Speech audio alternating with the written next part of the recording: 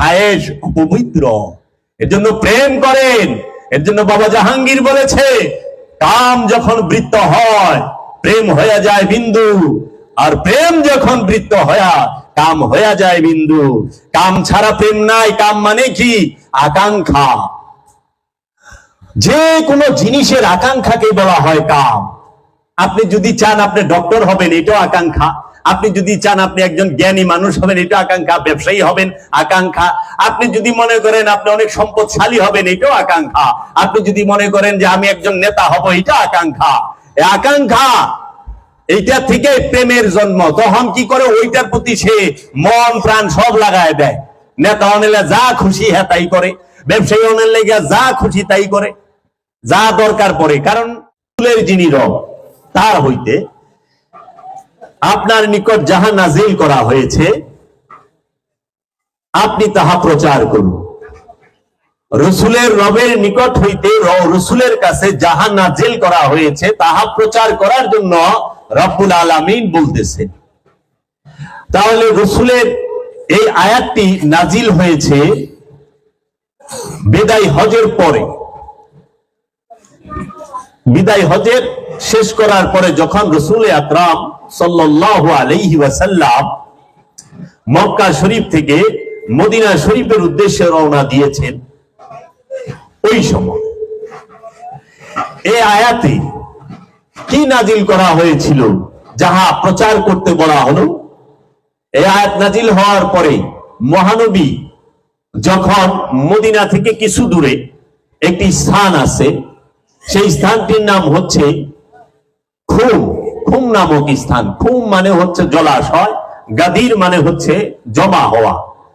গাদিরে খুমে একটা জলাশয়ের নিকট। কারণ আগে তো আমাদের দেশের মতো, আমাদের মতো এই যে পুকুর নদী নালা সৌদি আরবে নাই, এরকম খাল মোটর এই টিউবওয়েল এইগুলা ছিল না।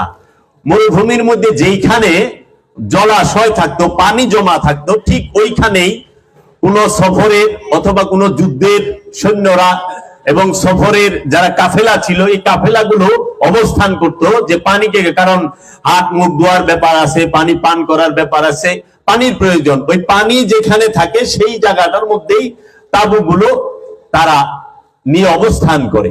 ঠিক গাদিরে খুম নামক স্থানে রাসূল আকরাম সাল্লাল্লাহু আলাইহি ওয়াসাল্লাম মদিনায় যাবার পথে ১.৫ লক্ষ সাহাবীকে নিয়ে এইখানে অবস্থান করলেন। অবস্থান করে কিছু উটকে একত্রিত করে উটের পিঠে একটি স্টেজের মতো তৈরি করলেন। এই গাদিরে খুম স্থানটি ছিল একটু ঢালু, নিচের দিকে সবাই আছে প্রায় ১.৫ লক্ষ সাহাবীর সামনে। মহানবী সমস্ত সাহাবায়ে কেরামদেরকে একখানে করে বললেন একটি হাদিস। এই হাদিসের ওই রকম কেউ বলতে পারবে না সনদের বিষয়ে কোনো সন্দেহ নাই, কারণ ১,২৯,০০০ সাহাবী। এটা একজন দুইজন সাহাবী নেই, ১.৫ লক্ষ সাহাবী। এই যখন এই হাদিসটি বলেন তখন সেইখানে আশারায়ে মুবাশশারাত যে সাহাবায়ে কেরাম তারাও ছিলেন, যারা বেহেশতের সুসংবাদ প্রাপ্ত সাহাবা তারাও ছিলেন, এবং এইখানে জলিলুল কদর সাহাবায়ে কেরাম সবাই ছিলেন, আসহাবে সুফফার সাহাবায়ে কেরাম তারাও ছিলেন। এটা মুসলিম শরীফের মধ্যে এই হাদিসটি আছে। রাসূল সাল্লাল্লাহু আলাইহি ওয়াসাল্লাম ১.৫ লক্ষ সাহাবীর সামনে উটের পিঠে স্টেজ করে মাওলা আলীকে সাথে নিয়ে তিনি দাঁড়ালেন, বললেন গাদিরে খুম নামক স্থানে ১,২০,০০০ কি ১.৫ লক্ষ সাহাবীর সামনে মহানবী বলেছিলেন, আনা তারাকতুম ফীকুমুস সাকলাইন আউয়ালুহা কিতাবাল্লাহি ফীহি নূরুন ওয়াল হুদা ফাকযুহু কিতাবাল্লাহি ওয়াস্তামসিকু বিহি ওয়াসনি আলে বাইতি আযকুরুল্লাহ ফি আলে বাইতি মানিত্তাবা হুমা কানা আলাল হুদা ওয়া মান তারাকাহুমা কানা আলাদ দালালাতি। এর অর্থ হচ্ছে, আমি তোমাদের সামনে দুইটি ভারী জিনিস রেখে যাচ্ছি, হে মানব জাতি, জীবনে কখনো পথভ্রষ্ট হবে না, বিপথগামী হবে না, গুমরা হবে না, যদি এই দুইটি জিনিসকে তোমরা শক্তভাবে, মজবুত ভাবে, দৃঢ়ভাবে আঁকড়ে ধরে রাখতে পারো। সেই দুইটি জিনিস কি? একটি জিনিস হচ্ছে, প্রথমটি হলো কিতাব আল্লাহি, আল্লাহর কিতাব। আল্লাহ যে কিতাব দান করেছেন, যে নূরি কিতাব দান করেছেন, সেই কিতাব। আমি তোমাদের কাছে কিতাব রেখে যাচ্ছি, যে কিতাব আল্লাহ দান করেছেন, কিতাব যার মধ্যে আছে নূর এবং হেদায়েত। যার মধ্যে রয়েছে, কিতাবের মধ্যে কি আছে? নূর আছে এবং হেদায়েত আছে। খেয়াল করেন, খুব গুরুত্বপূর্ণ যে কিতাবের মধ্যে আল্লাহ নূরও আছে এবং রবের হেদায়েতও আছে। সুতরাং তোমরা ধরো তাকে মজবুত করে। এবং দ্বিতীয়টি হলো আলে বাইত। আল্লাহকে স্মরণ করে আমি তোমাদেরকে আলে বায়েতের কথা বলছি। যদি তোমরা এই দুটো জিনিস অনুসরণ করো তাহলে হেদায়েত পাবে, এবং যদি তোমরা পরিত্যাগ করো তাহলে তোমরা পথভ্রষ্ট হবে, গুমরাহ হবে। এখন মহানবী বললেন, আমরা দুইটা জিনিস, আমি তোমাদের মাঝে দুইটা জিনিস শিখে যাচ্ছি। একটা কিতাব আল্লাহি, আর একটা হচ্ছে ইত্রাদাহি। কিতাবের মধ্যে আছে নূর এবং হেদায়েত, আর ইত্রাদ বংশ। এই বংশ আর কিতাব, আল্লাহ রসুলের বংশ এবং কিতাব দুইটা কখনো আলাদা না। দুইটা সবসময় একত্রে চলে, একসাথে চলে। কিতাব ইত্রাদ থেকে জুদা না, আর ইত্রাদ বংশ কিতাব থেকে জুদা না। কারণ কিতাব শিক্ষা দিতে ইত্রাদ লাগবে, বংশ লাগবে। কারণ কিতাব শিক্ষা দিতে বংশ লাগবে। যদি ইত্রাদ না থাকে, বংশ না থাকে, আল্লাহ রসুল না থাকে, কিতাব কে শিখাবে? এখন আমরা যে পড়াশোনা করি জাগতিক ভাবে, স্কুল, কলেজ, ইউনিভার্সিটিতে, সেইখানে কিংবা মাদ্রাসায় আমাদেরকে যে কিতাব পড়ানো হয়, কোরআন পড়ানো হয়, সেখানে কি আমাদের উস্তাদ লাগে না? গুরু লাগে না? গুরু ছাড়া কি আমরা কিতাব পড়তে পারি, শিখতে পারি না?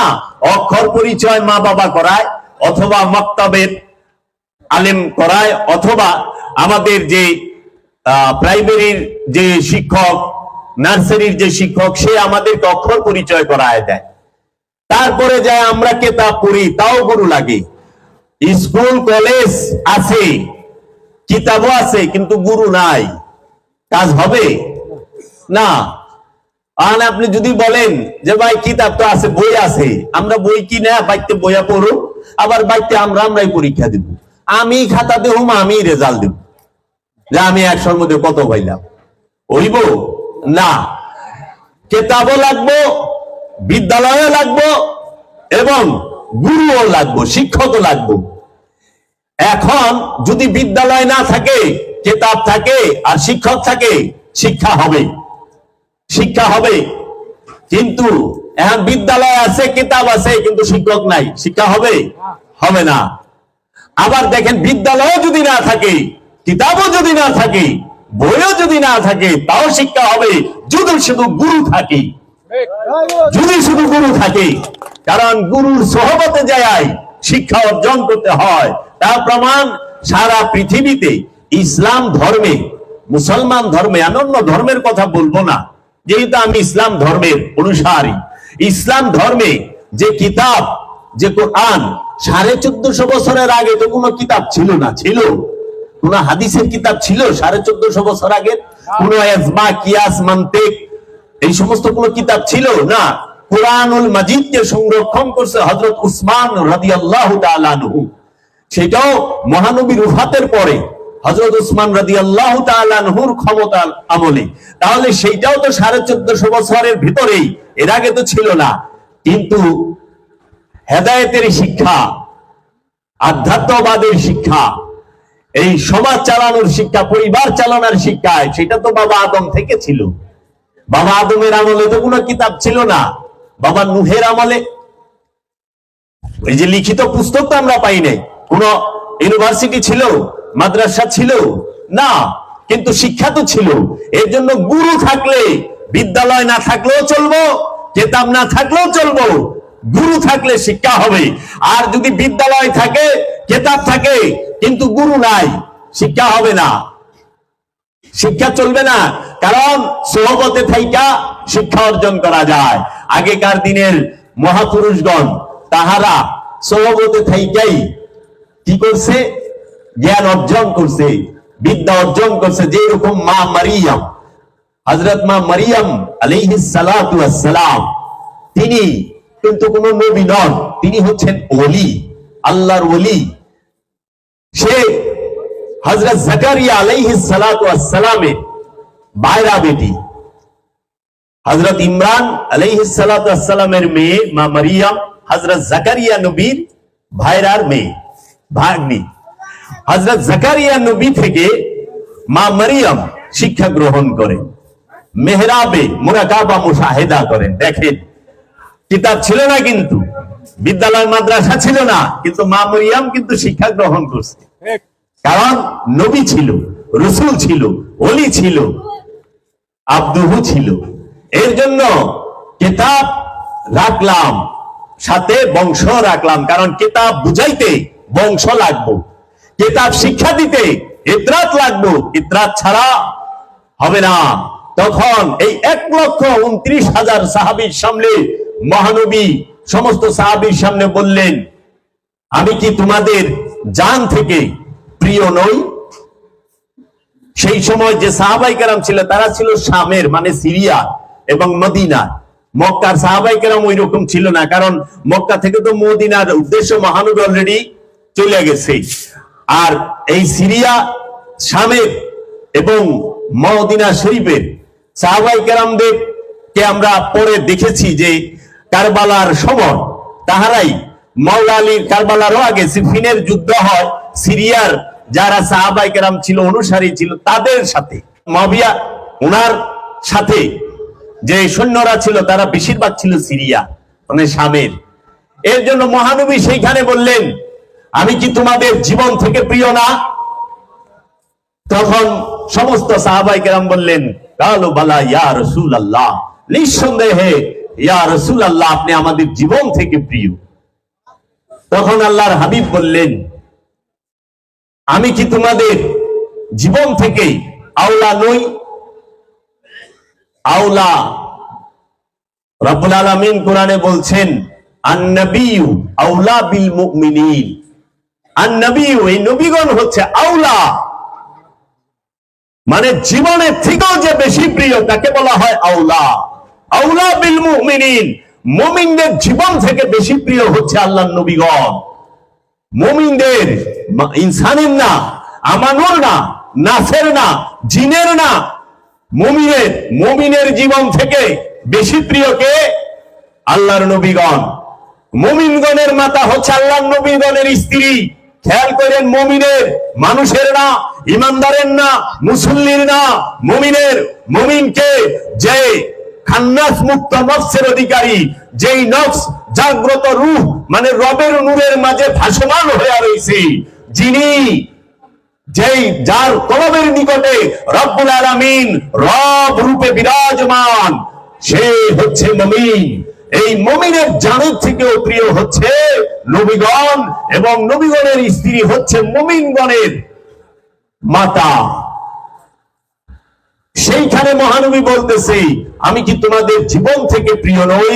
সবাই বলল, কালু বালা ইয়া রাসূলুল্লাহ, হে আল্লাহর হাবিব, নিঃসন্দেহে আপনি আমাদের জীবন থেকে প্রিয়। তখন মহানবী মাওলা আলীর হাতকে এইভাবে উঁচু করে ধরে বললেন যে, মান কুনতু মাওলাহু ফাহাযা আলিয়ুন মাওলাহু। মান কুনতু মাওলাহু, আমি যার মাওলা, সুতরাং হাযা, এই আলিয়ুন, এই আলী হচ্ছে তার মাওলা। আমি যার মাওলা, এই আলী হচ্ছে তার মাওলা। তোমরা মাওলা আলীকে মাইনো। মহানবী বললেন, এই দেহের মধ্যে মাথার মূল্য যতখানি, ঠিক আমার কাছে আলীর মূল্য ততখানি। এই দেহের মধ্যে জীবনের মূল্য যতখানি, ঠিক আলীর মূল্য আমার কাছে ঠিক ততখানি। এই আলী যেই দিকে যায়, সত্য তার পিছে পিছে যায়। আলী মুমিনদের আমির, আমিরুল মুমিনিন মাওলা আলী আলাইহিস সালাতু ওয়াস সালাম। তিনি হচ্ছেন মুমিনদের আমির মাওলা আলী। তিনি মহানবীর আধ্যাত্ম রাজ্যের প্রথম খলিফা, মহানবীর আধ্যাত্ম রাজ্যের মধ্যখানের খলিফা হচ্ছে মাওলা আলী। মহানবীর আধ্যাত্ম রাজ্যের শেষের খলিফাও হচ্ছে মাওলা আলী।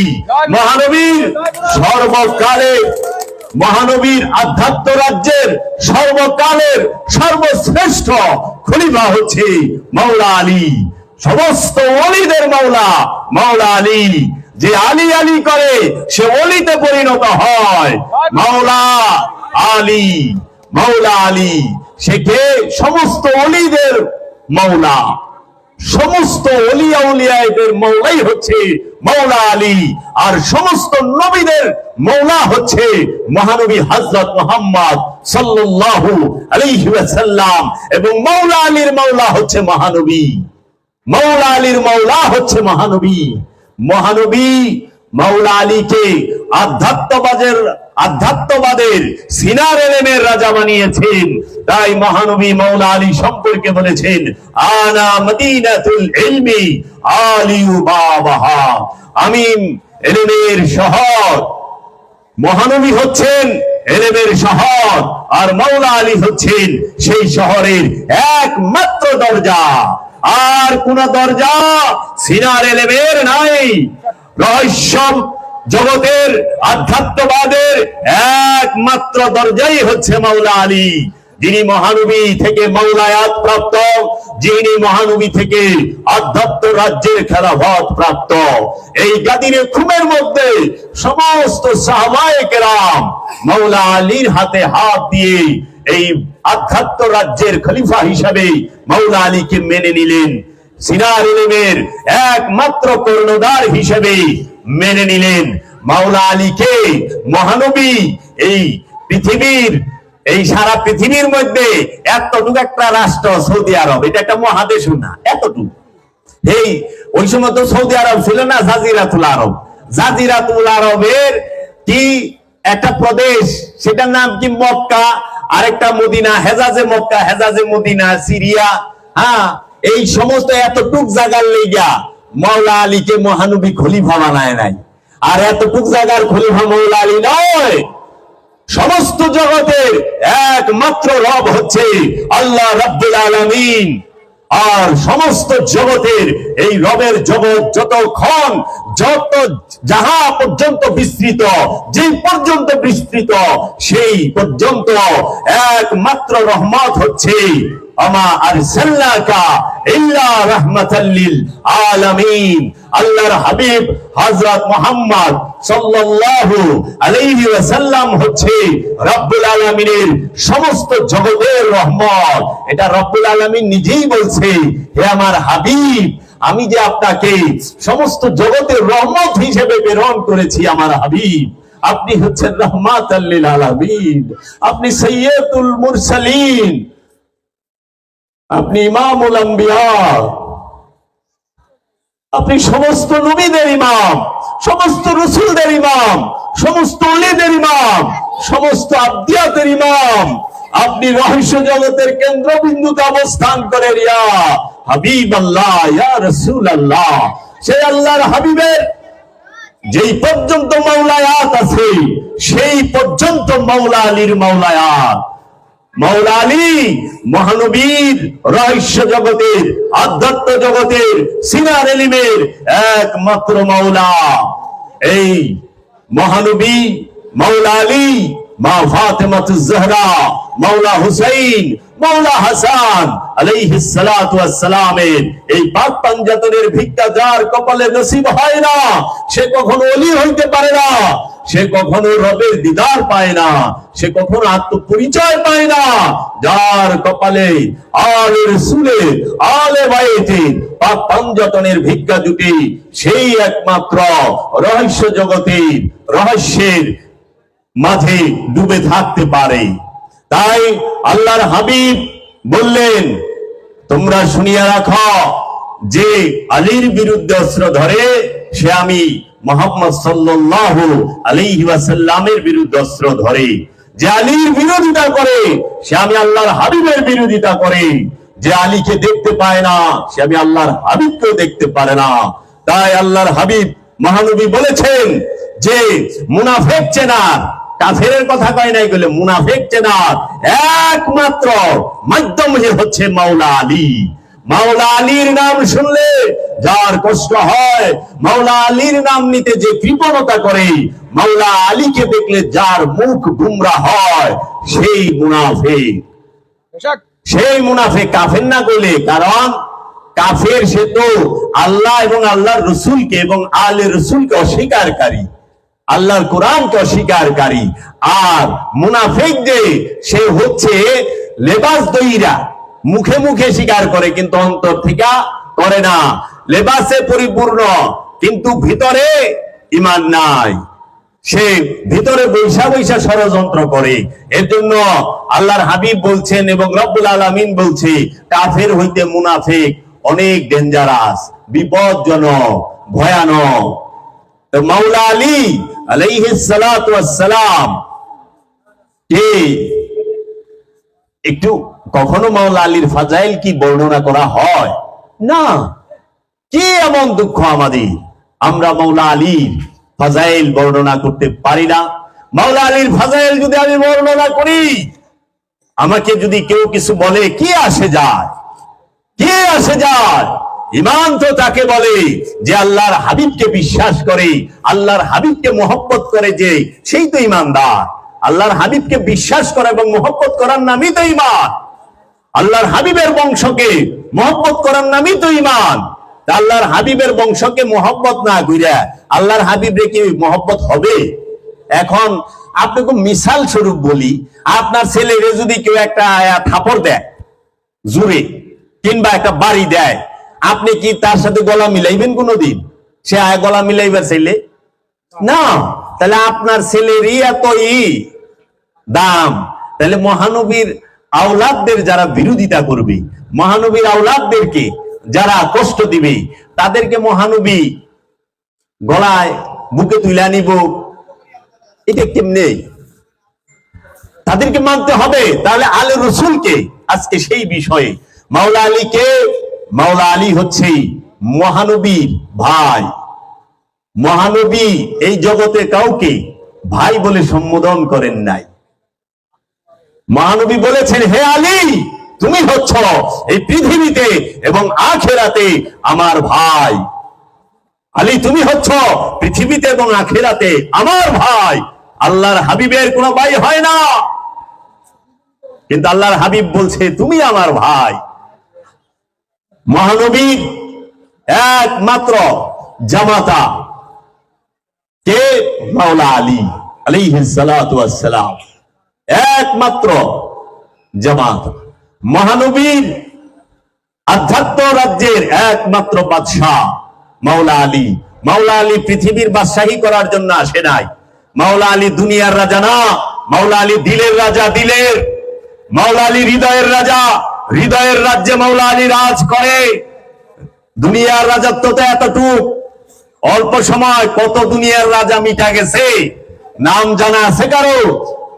আপনারা এখানে যারা আছেন, যারা শুনতেছেন, কয়জনে মুঘল সম্রাটের রাজা গো বাদশা গো নাম জানেন? বলেন।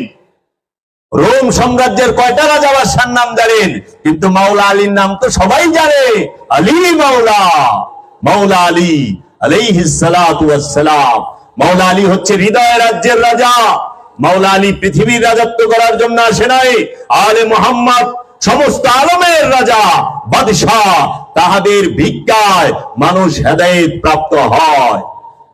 মাওলা আলী মহানবীর একমাত্র কন্যা, যিনি সাইয়্যিদাতুন নিসা, সমস্ত নারীদের জান্নাতের সমস্ত নারী কুলের সরদারিনী, তাইয়্যিবা তাহেরা, যিনি মা ফাতেমাতুজ জাহরা আলাইহিস সালাতু ওয়াস সালামের স্বামী। মাওলা আলী সে হচ্ছে ইমামে হুসাইন, ইমামে হাসান আলাইহিস সালাতু ওয়াস সালামের পিতা। ইমাম হাসান আলাইহিস সালাতু ওয়াস সালামের পিতা শহীদ আজম ইমামে হুসাইন আলাইহিস সালাতু ওয়াস সালামের পিতা। ইমাম হাসান ইমাম হুসাইন আলাইহিস সালাতু ওয়াস সালামকে প্রতি শুক্রবারে জুম্মার নামাজে আমরা খুতবায় শুনি, আল হাসান ওয়াল হুসাইন শাবাব আহলিল জান্নাহ। এই হাসান এবং হুসাইন, আল হাসান ওয়াল হুসাইন, এই একমাত্র ইমামে হাসান ইমামে হুসাইন আলাইহিস সালাতু ওয়াস সালাম হচ্ছে জান্নাতের সরদার, দাঁড়ানো অবস্থায়, বসা অবস্থায় এবং শোয়া অবস্থায়। সেই মাওলা আলী মহানবীর যখন হেরা পর্বতে ধ্যানরত অবস্থায় ছিলেন, একমাত্র পাহারাদার কে ছিল? মাওলা আলী। একমাত্র খাদেম কে ছিল? মাওলা আলী। একমাত্র সেবক কে ছিল? মাওলা আলী। যখন রুহুল আমিন আসে রাহমাতাল লিল আলামিনের কাছে কুরআনুল মাজিদ নিয়ে, সেইখানে উপস্থিত মাওলা আলী। সেইখানে উপস্থিত কে? মাওলা আলী। আচ্ছা, সর্বপ্রথম মুসলমান, সর্বপ্রথম যারা রসুলের কাছে যে বায়াত গ্রহণ করে পুরুষদের মধ্যে সর্বপ্রথম সে হচ্ছে মাওলা আলী। মাওলা আলীর আগে কেহ মহানবীর কাছে বায়াত গ্রহণ করে নাই পুরুষের মধ্যে।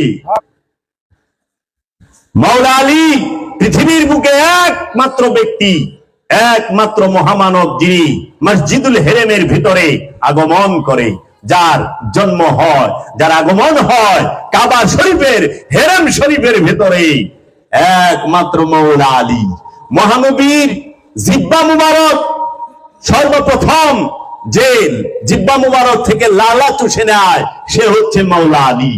মাওলা আলী যখন পৃথিবীতে আগমন করে, মায়ের স্তনে সে মুখ লাগায় না, দুধ পান করে না। তখন মাওলা আলীর বাবা বলল, এটা কেমন সন্তান হইল? মাওলা আলীর মা বলল, মা ফাতেমা বিনতে আসাদ বলল যে কেমন সন্তান হইল, দুধই তো পান করে না। তখন আল্লাহর হাবিবের কানে যখন গেছি, আল্লাহর হাবিব রাহমাতাল লিল আলামিন বললেন, আম্মা জান আপনি আলীকে আমার কুলে দেন।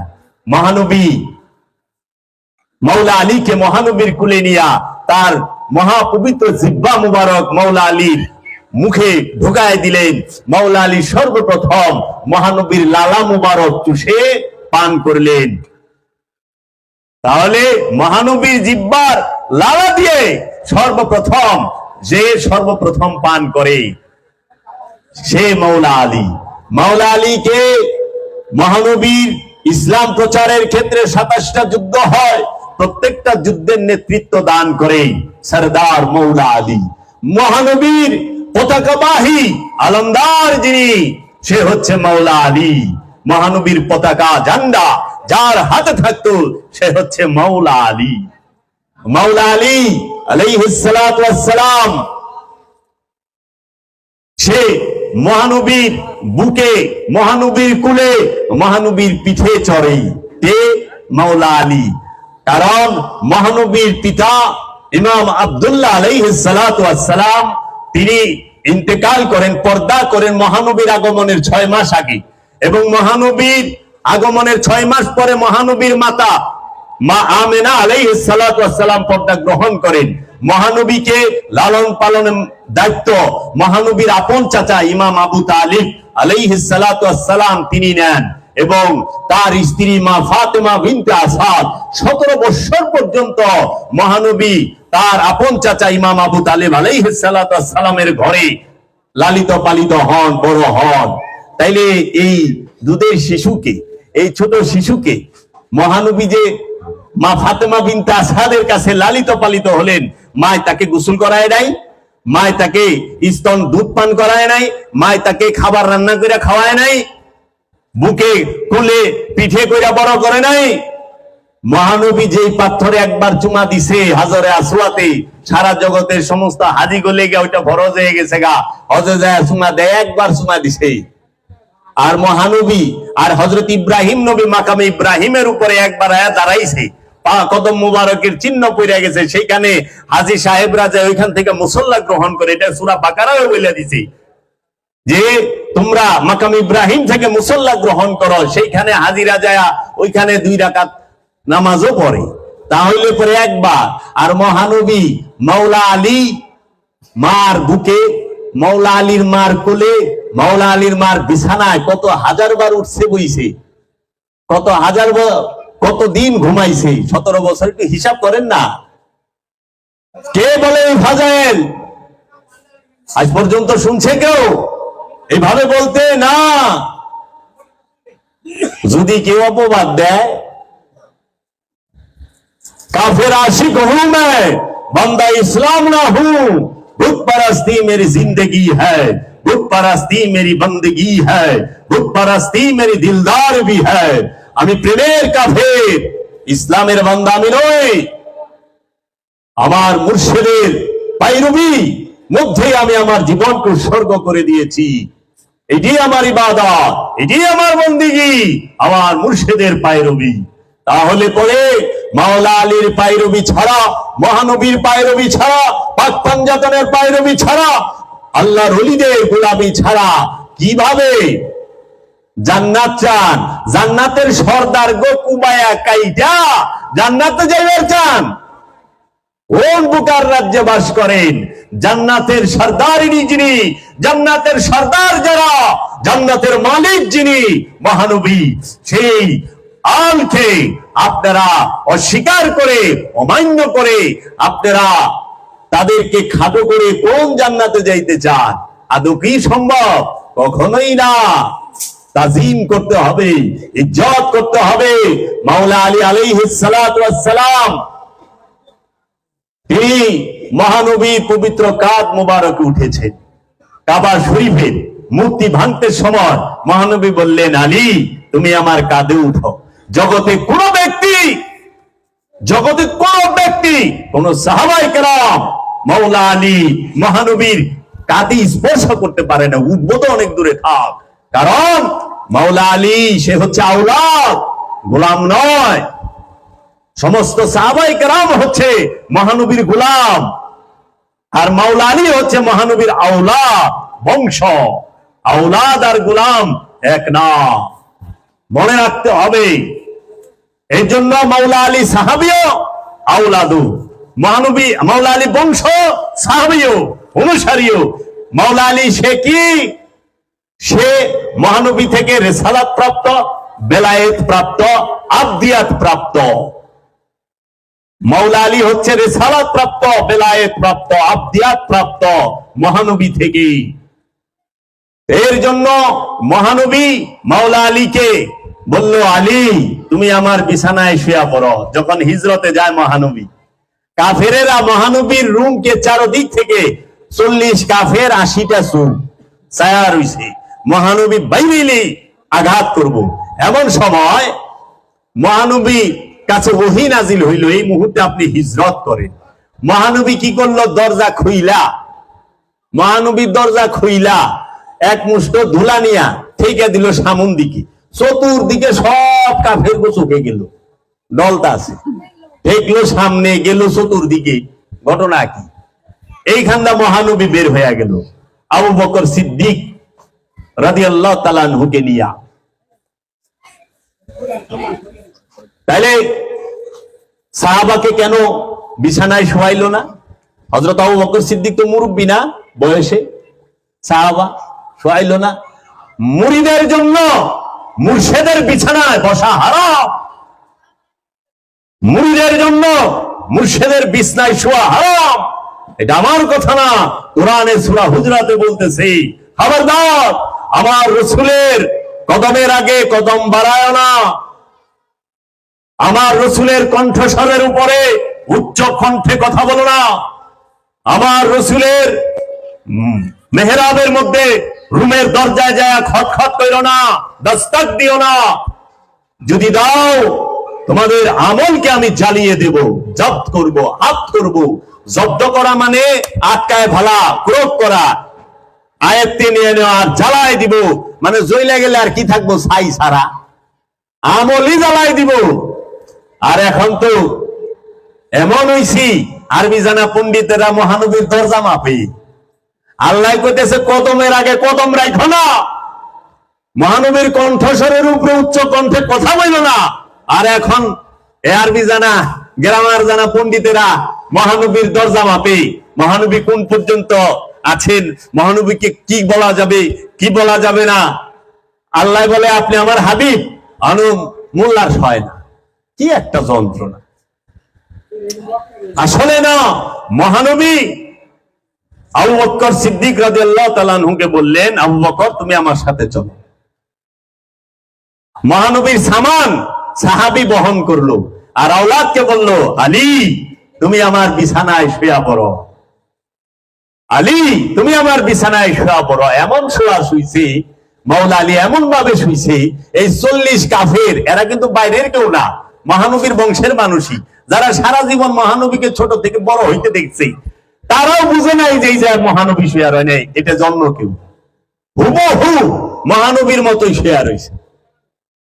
মাওলা আলী আলাইহিস সালাতু ওয়াস সালাম, সেই মাওলা আলী যিনি উহুদ, খায়বার, যিনি খায়বারের যুদ্ধে মারহাব এসেছে, তখন মহানবীকে মারহাব, যে বিশ্ববিখ্যাত কাফের এবং পালোয়ান ছিল, যার নাস্তায় 2টা উট লাগতো সকালে, বুঝে নালা কেমন বীর, 2টা উট দা নাস্তা করতো, মাথাটা কিরকম। তখন বলছিল এমন কোন লোক আছে যে মার দুধ পান করছে, যে আমার সাথে লড়বো? হে মুহাম্মদ, তোমার মধ্যে তোমার দলে যদি এমন কেউ থাকে যে মার দুধ পান করছে, আমার সাথে আসতে বলো। তখন মহানবী বললেন, যেই কুকুরের মুখটা কে বন্ধ করব? মাওলা আলী বললেন, ইয়া রাসূলুল্লাহ, হে আমার আকা, আপনি অনুমতি দিলে আমি যাব। মাওলা আলী আলাইহিস সালাতু ওয়াস সালাম গেলেন মারহাবকে, তখন বলল তুমি কে? কারণ ইতি পড়া তো। তখন বলছে, আমার মা আমার নাম রাখছে হায়দারে কাররার। মাওলা আলীর এক নাম হচ্ছে হায়দার, হায়দারে কাররার। এই হায়দারে কাররার নাম রেখেছেন মাওলা আলীর মা, মা ফাতেমা বিনতে আসাদ। হায়দারে কাররার শব্দের অর্থ কি? হায়দার শব্দের অর্থ যে আক্রমণ করে, কাররার শব্দের অর্থ যে পাটাক পাটাককে মারে, মানে একবারে আশ্রয়া ছেস্তায়া। আশ্রয় আমরা কাপড় দুইটা যেরকম আশ্রয় জিনিস মারে না, এরকম আশ্রয় পাশ্রয় মারে। একটা হলো কাররার, একটা হলো ফাররার। ফাররার শব্দের অর্থ হলো ভাইয়া যায়, ভাগনেওয়ালা, আর কাররার শব্দের অর্থ হলো উল্টায় পাল্টায়া মারনেওয়ালা। হায়দারে কাররার। এই হায়দার শব্দের অর্থ কি? হায়দার আরবি শব্দ। আরবি এমন একটা গরিব ভাষা, এই ভাষার অনেক অর্থ হয়। যেরকম মহানবীর বংশের তার আলের অনেকের নাম দেখেন, যেরকম কি জাফর, ইমাম জাফরে তাইয়া, ইমাম জাফর সাদিক আলাইহিস সালাতু ওয়াস সালাম, জাফর হামজা মহানবীর চাচা, হযরত আমিরে হামজা, হামজা। তারপরে ওইখানে আব্বাস মাওলা আলীর ছেলে, আব্বাস আলামদার। তারপরে হায়দা। এই 4টা শব্দের অর্থ একই। হামজা অর্থ সিংহ, আরবিতে হামজা অর্থ সিংহ, আব্বাস অর্থ সিংহ, জাফর অর্থ সিংহ, হায়দার অর্থ সিংহ, আবার আসাদ অর্থ সিংহ। ওই যে বাপ মা খোলাপানের নাম রাখে না, আসাদুল্লাহ, আসাদ মিয়া। আসাদ মানে হইল সিংহ, ইংরেজিতে লায়ন, উর্দুতে শের। হায়দার, এখন এটার এক একটার এক এক নাম, এক এক বিষয়। যখন একটা সিংহ গুহার মধ্যে নজর দিয়া বৈশা থাকে, একদম চুপচাপ, তাকে বলা হয় জাফর। যে শিকারকে দৌড়ায় তার নাম হইল হামজা। যে শিকারকে দৌড়ায় ধরে ওই অবস্থাটাকে বলা হয় হামজা। আর যখন শিকারের উপরে ঝাঁপায়া পড়ে তখন তাকে বলা হয় আব্বাস। আর যখন দেখেন না সিংহ যখন শিকার করে ডিসকভারি চ্যানেলে, একদম দৌড়ছে, উল্টায় পাল্টায় আশ্রয় পাশ্রয় ছিঁড়া ফিরা লইয়া বাইরা, তাকে বলা হয় হায়দার। এক এক নামের এক এক অর্থ। অর্থ না বুঝা নাম রেখা লাভ নাই। আজকে সমাজে যদি কেউ মাওলা আলীর ফজিলত বর্ণনা করে, পাক পাঞ্জাতনের ফজিলত বর্ণনা করে, তাকে অপবাদ দেওয়া হয় শিয়া হয়ে গেছে, শিয়ানি। এই কথা কয়। মাওলা আলীকে ভালোবাসলে কি শিয়া হয়? পাক পাঞ্জাতন কি শিয়ার সম্পদ? পাক পাঞ্জাতন কি শিয়াদের সম্পদ? পাক পাঞ্জাতন মাওলা আলী কি শিয়ার সম্পদ? মহানবী কি মুসলমানের সম্পদ? মহানবী কি শিয়ার সম্পদ? মহানবী তামাম জাহানের, মহানবী তামাম জাহানের রহমত। মাওলা আলী সমস্ত জগতের, সমস্ত মানবের মাওলা, সমস্ত ইমানদারের মাওলা। পাক পাঞ্জাতন সমস্ত আলমের সব মানুষের জন্য দয়া, রহমত। এই রহমতকে ভালো, এটা যারা উদ্দেশ্যমূলক তারা।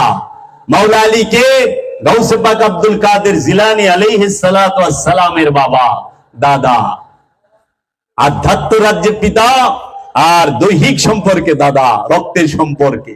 কারণ গাউসে পাক বড় পীর আব্দুল কাদের জিলানী আলাইহিস সালাতু ওয়াস সালাম তার বাবা হাসানি এবং তাহার মাতা হুসাইনি, এজন্য উনি হাসানি এবং হুসাইনি। সুলতানুল হিন্দ খাজা গরিবে নওয়াজ খাজা বাবা, সে হচ্ছেন হুসাইনি আর হাসানি। মাওলা আলী খাজা বাবারও বাবা এবং দাদা, নূরের দিকে পিতা আর রক্তের দিকে দাদা। কারণ এরা ডাইরেক্ট আওলাদের রাসূল গাউসে পাক আব্দুল কাদের জিলানী আলাইহিস সালাতু ওয়াস সালাম এবং খাজা মাইনুদ্দিন চিশতি আজমেরি আলাইহিস সালাতু ওয়াস সালাম, মুজাদ্দিদ আল ফেসানি, বাহাউদ্দিন নকশবন্দ, তারা সবাই আলে রাসূল, আওলাদে রাসূল, নবীর নূরের বংশ।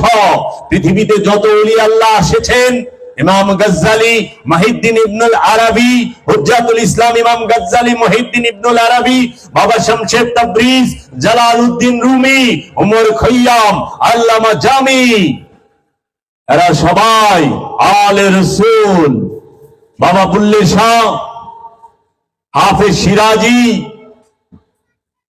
জিগার মুরাদাবাদী, সবাই আলে রাসূল। নিজামুদ্দিন আউলিয়া, বাবা শেখ ফরিদ, বাবা কুতুবউদ্দিন বখতিয়ার কাকি, হাজী শরীফ জিন্দানা মওদুদ চিশতি, খাজা উসমান হারুনি বাক্কা, এরা সবাই আওলাদে রাসূল, আলে রাসূল, মাওলা আলীর বংশধর। বাবা হাসান বসরি, মা রাবেয়া বসরি, তারাও আওলাদে রাসূল।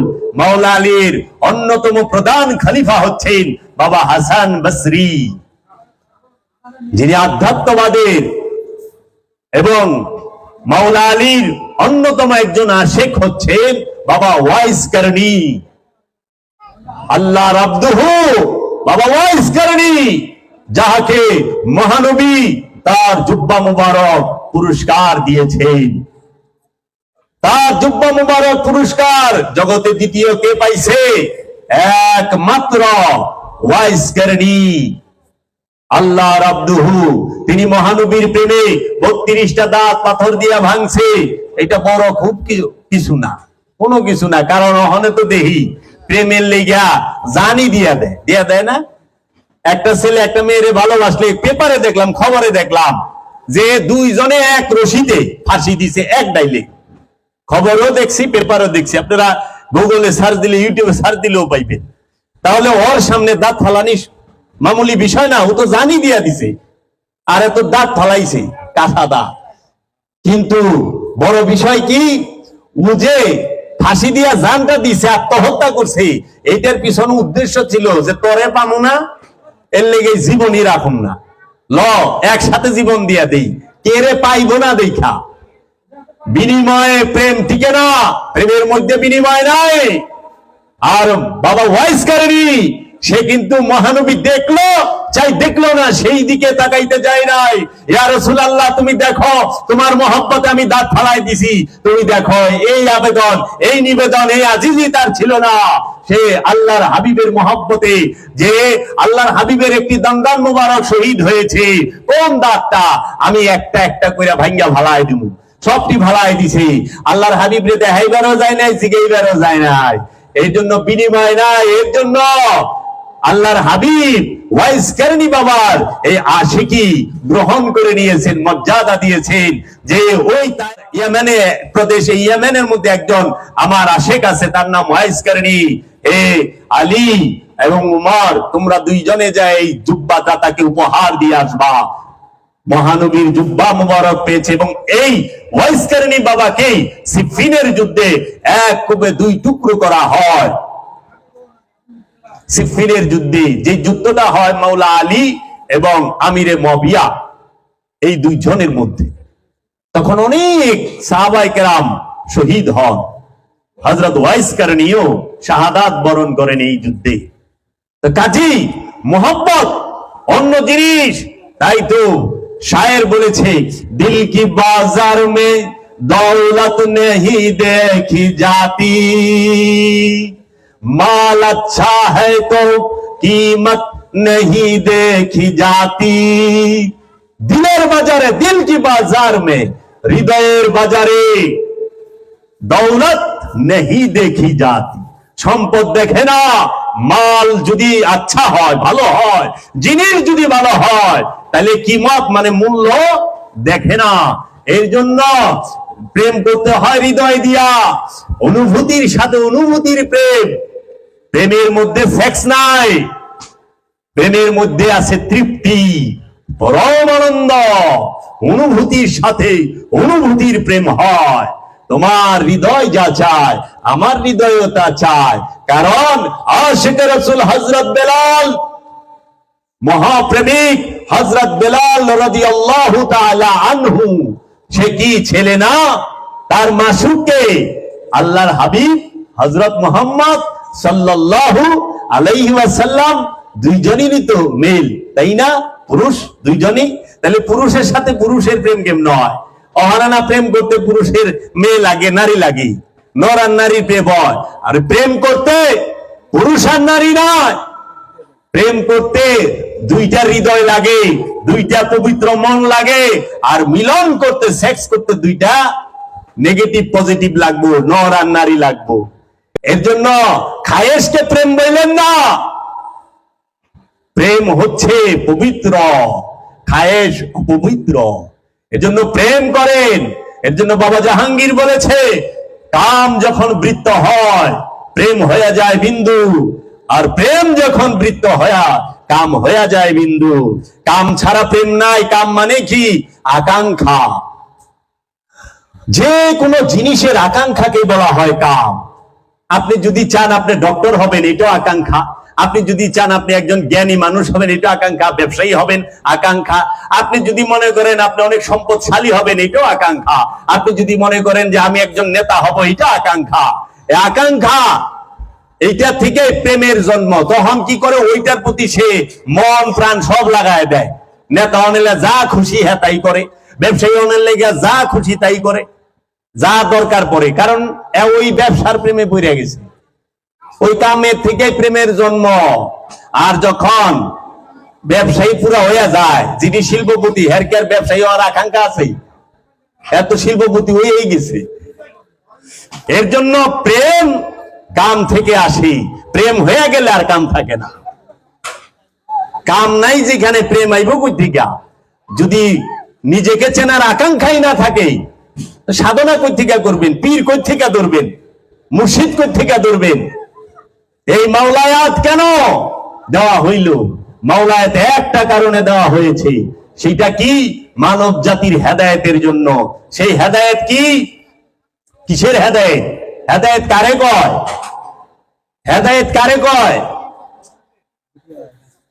নামাজ পড়লেই কি হেদায়েত হয়? রোজা রাখলেই কি হেদায়েত হয়? কোরআন পড়লেই কি হেদায়েত হয়? না। আমরা তো নামাজ পড়ে সুদ খাইতে দেখি না, অহংকার করতে দেখি না, আত্মসাৎ করতে দেখি না, মানুষের সম্পদ মাইরা খাইতে দেখি না। দেখি হ্যাঁ হেদায়েত পাইছে? না। আমরা তো কোরআন পড়নেওয়ালারও খুন করতে দেখি না? খবরে দেখি নাই নারায়ণগঞ্জে জব করে মসজিদে ট্যাঙ্কির ভিতরে রেখে জুম্মার নামাজও পড়াইছে? আসে নাই? আসছে তো। তাহলে হেদায়েতটা কি? আমাকে তো এটা বুঝতে হবে আগে যে হেদায়েত কি, হেদায়েত কে করতে পারে, হেদায়েত করার অধিকার কার আছে, আল্লাহ কাকে হেদায়েত করার অধিকার দিয়েছে, পারমিশন দিয়েছে। হেদায়েত করবে আল্লাহর রাসূলে, হেদায়েত করবে আল্লাহর ওলি, হেদায়েত করবে আল্লাহর আব্দুহু, হেদায়েত করবে আল্লাহর নবীগণ। নবুয়তের দরজা বন্ধ, নবী আর আসবে না। তাহলে কি এখন হেদায়েত কে করবে? হেদায়েতের দরজা কি বন্ধ? না। তাহলে আমার মতো পাপী আমি কি আল্লাহকে প্রশ্ন করতে পারি না, আল্লাহ কেন মহানবীর জমানায় আমাকে আল্লাহ না? আমি কি পাপ করছি তুমি আনতে পারতা না আমারে? তাহলে আমি হেদায়েত হনুকারে দিয়া কই থিকা? এর জন্য হেদায়েত করবে কে? নবুয়তের দরজা বন্ধ। এখন বেলায়েত থেকে হেদায়েত হবে।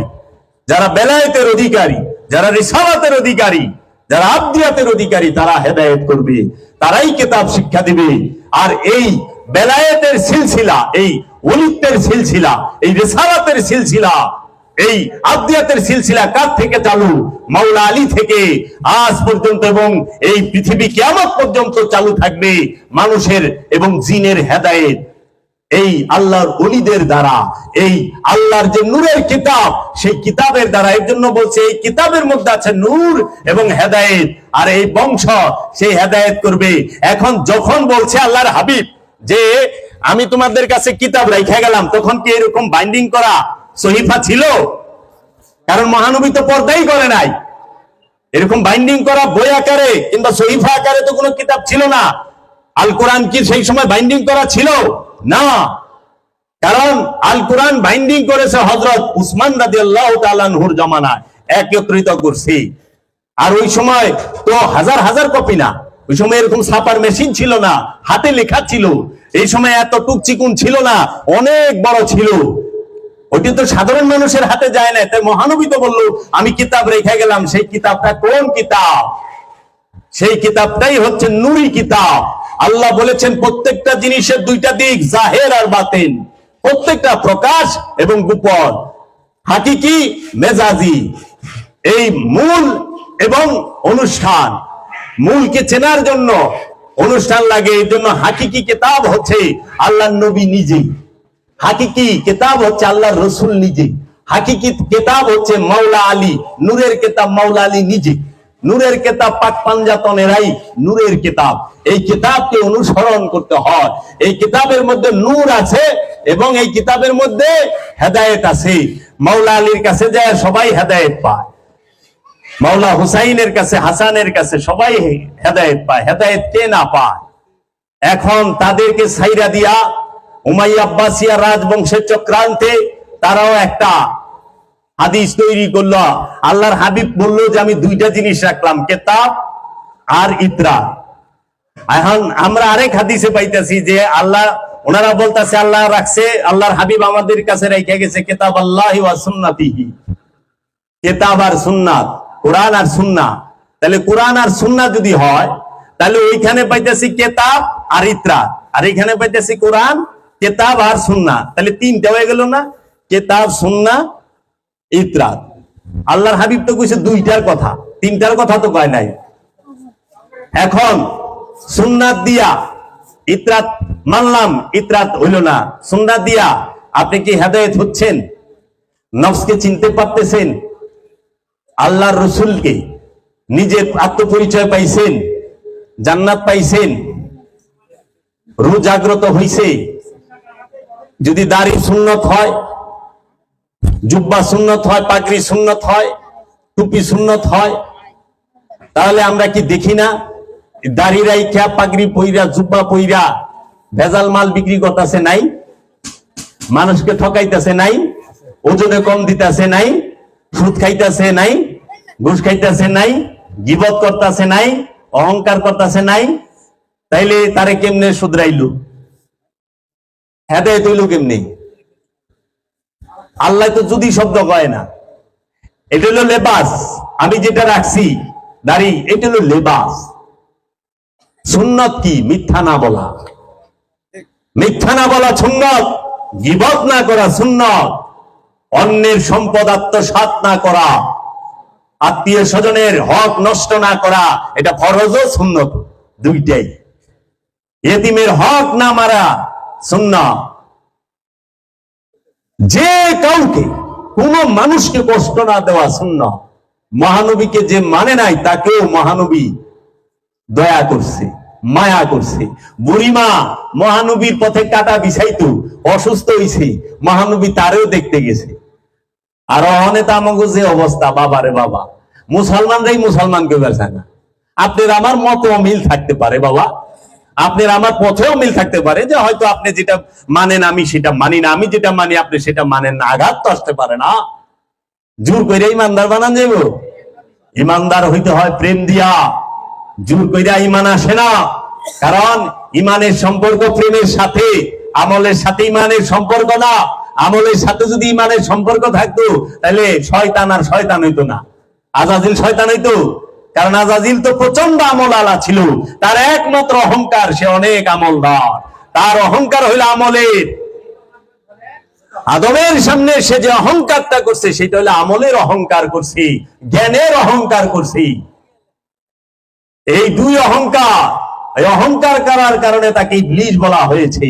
এর জন্য আর আদম সে প্রেম, সে প্রেম, প্রেমের সামনে জ্ঞানের স্তরটা নিচে। কারণ জ্ঞানী জান্নাতি এই গ্যারান্টি নাই, কিন্তু প্রেমিক যে জান্নাতি এই গ্যারান্টি আছে। আল্লাহর হাবিবি বলে দিয়েছে লা ইউফতা আলাল আশিকিন, প্রেমিকের উপরে কোনো ফতোয়া নাই, প্রেমিকের উপরে ফতোয়া চলে না। আবার আল্লাহ বলতেছে কুল ইন কুনতুম তুহিব্বুনাল্লাহ ফাত্তাবিউনি ইউহিব্বুকুমুল্লাহ, কে আছো আমি আল্লাহকে ভালোবাসতে চাও সে আমার হাবিবকে ভালোবাসো, মুহাম্মদ সাল্লাল্লাহু আলাইহি ওয়াসাল্লামকে ভালোবাসো। তাহলে হেন তো আল্লাহ ভালোবাসা প্রেমের কথা কইলো, আমলের কথা তো কয় নাই। আগে প্রেমিক হন, তারপরে আমল করেন, কাজে লাগবো। প্রেম শূন্য, শূন্য প্রেম, শূন্য হৃদয়, ভাব শূন্য হৃদয় মাঝার, বলে না বাবা লালন সাইদি, ভাব শূন্য হৃদয় মাঝার, মুখে কালাম আল্লাহ, কি লাভ হবে? হৃদয়ে প্রেম থাকতে হবে, তখন হৃদয় থেকে আর মুখ থেকে আল্লাহর কালাম বললে আল্লাহ সাথে সাথে জবাব দিব। প্রেমিকের ডাক আল্লাহ কখনোই দেরি করে না জবাব দিতে, তার ভুরি ভুরি প্রমাণ আছে। এর জন্য আলে রাসূলকে ভালোবাসতে হবে। এই বেলায়েতের সিলসিলা, এই হেদায়েতের সিলসিলা, এই রিসালাতের সিলসিলা সমস্ত কিছু আলে রাসূল থেকে। এখন আমি আত্মপরিচয় চাই, আত্মপরিচয় কি দিয়ে হবে? মানুষের মূল বিষয় কোনটা? মানুষের মূল বিষয় একটাই। সমস্ত কোরআনে যত আদেশ, যত উপদেশ, যত নির্দেশ আছে সেটা হলো একটা জিনিসের জন্য, একটা বিষয়ের জন্য। সেইটা কি? আপন নফস থেকে, নিজের এই প্রাণ থেকে, নফস থেকে, আমার নিজের নফস থেকে খান্নাস রূপী শয়তানকে মুসলমান করা অথবা তাড়িয়ে দেওয়া। একমাত্র উপদেশ কুরআনুল মাজিদের সকল হুকুম আহকামের একমাত্র মূল দর্শনই হচ্ছে এই নফস থেকে খান্নাস রূপী শয়তানকে তাড়িয়ে দেওয়া অথবা মুসলমান করে নেওয়া। সালাত কেন পড়েন জিগাইলে কয় বাবা জান্নাতের লেগা। আচ্ছা, আরেকজন আবার জিজ্ঞাসি আপনি ঠিক বুঝা কইছেন তো? কয় হ্যাঁ।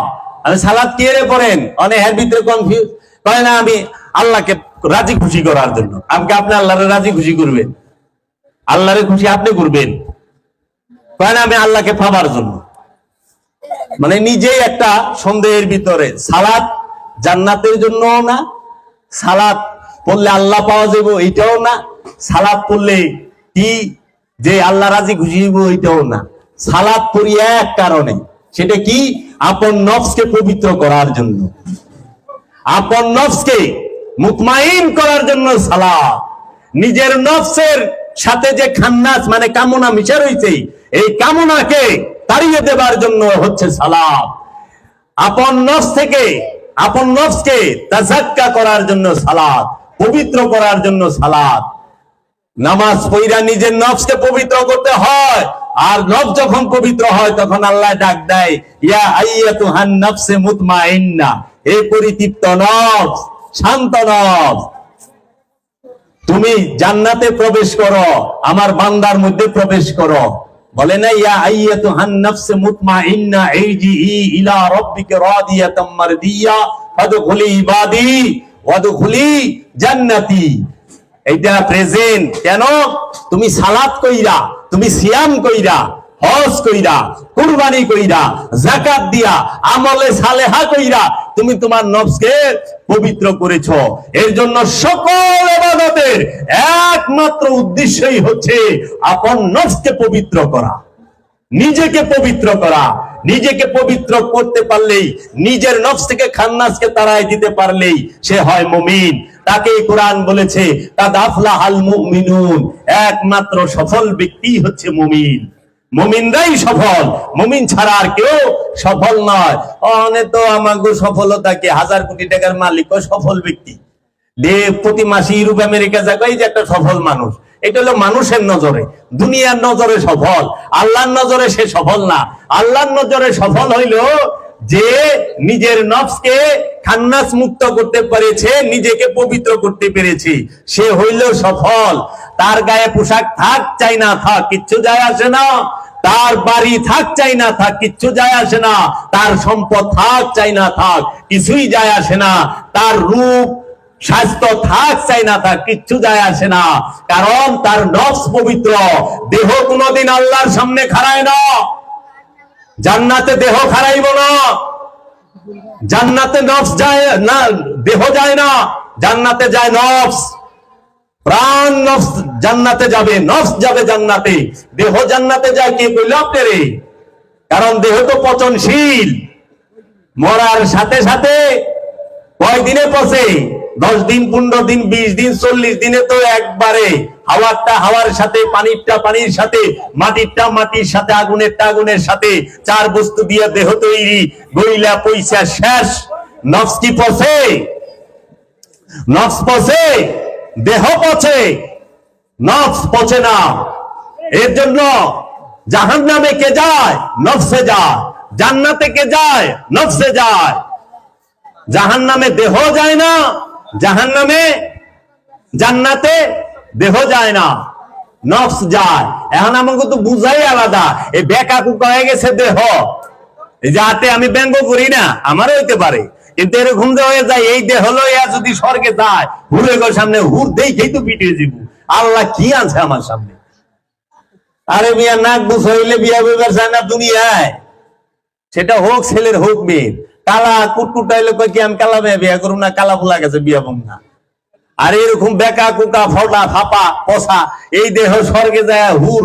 এই মিয়া, এটা হলো নফস, পবিত্র নফস, সে হুরের দেখা পাইব। পবিত্র নফস, সে রবের দেখা পাইব। পবিত্র নফস, সে জান্নাতে অনন্তকাল বসবাস করব। এই নফসের খবরই তো জানে না। কুরআনুল মাজিদে 100 বারের উপরে 100 আয়াতে বলা হয়েছে নফসের কথা। এখন যারা মুফাসসির কুরআন, যারা নিজেদেরকে নিয়ে অনেক অহংকার করে, গর্ব করে যে আমরা অনেক জাননেওয়ালা, আমরা আন্তর্জাতিক খ্যাতি সম্পূর্ণ, কিন্তু তারা আজ পর্যন্ত নফস কি বিষয় বলতে পারলো না।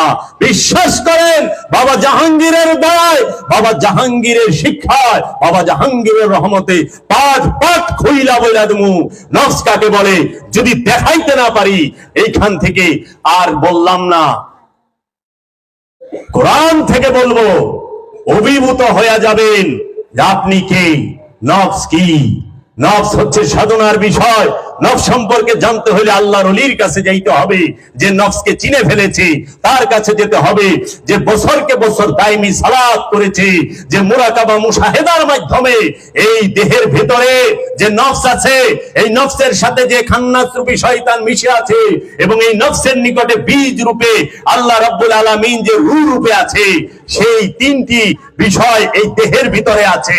এই দেহের মধ্যে সব সময় দায়মি সালাত করতে হয়, দেহ মনের মধ্যে ভ্রমণ করতে হয়। তাই কোরআন বলেছে সূরা তাওবার 2 নম্বর আয়াতে, ফাসিহু ফিল আরদি আরবাতা আশহুরিনা, তুমি তোমার দেহের মধ্যে 4টা মাস 120টা দিন ভ্রমণ করো, অবশ্যই তুমি রহস্য জগতের কিছু দেখবা।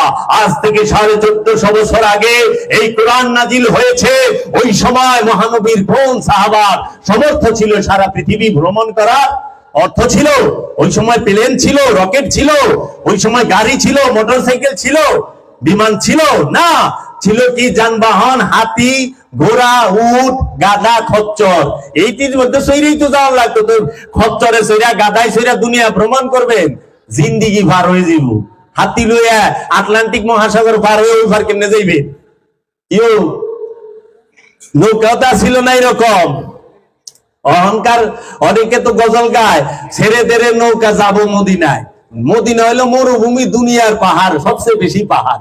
মদিনার আশেপাশে কোনো নদী নালা কিচ্ছু নাই, সাগরও নাই, কিন্তু হ্যাঁ নৌকালে মদিনায় যাবো গা, মরুভূমির উপর চলবি? কেমন কথা, একটু হুশ রাখবো। নৌকা লয়াই যাইব গা হইল। যদি ঘোড়া লয়া যাবো মানাইতো, গাধা চড়া যাবো তাও মানাইতো, নৌকা লয়া তো সম্ভব না। পাহাড় ভেদ করে, বালি ভেদ করে কেমনে যাইবে? আজগুবি কথা।